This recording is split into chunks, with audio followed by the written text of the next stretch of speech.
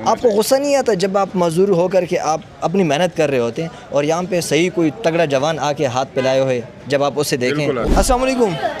वालेकुम अस्सलाम ब्रो। प्यारा सा नाम? शराफत अली नाम से। कहाँ से हैं? मैं सर पाक पतन से बिलोंग करता हूँ, पंजाब से। और आप माजूर हैं? जी जी, कितना टाइम? बचपन से ही। अक्सर हम देखते हैं कि जो हमारे सीधी जो सही आवाम है वो अपने आप को माजूर बना के भीख मांग रही होती है। मैं इस चीज़ पे लानत भेजता हूँ, जो ऐसे लोग हैं उनके लिए मैं उनको सबक देना चाहता हूँ कि मुझे आके देखें, इज़्ज़त तरीके से कमा रहा हूँ इंशाल्लाह। कितना टाइम हो गया काम शुरू किए हुए? तकरीबन 10-12 साल हो गए। इधर ही होते हैं? जी जी, मैं इधर ही होता नो तरक्की नहीं करते कि इसी अभी तक तो एक स्टॉल तो बनाया होता ना यार? हूँ। इंशाल्लाह बनेगा, इंशाल्लाह प्लाजा बनेगा। किस नाम से होगा? अजान शराफत के नाम से होगा, मेरा बेटा है वो।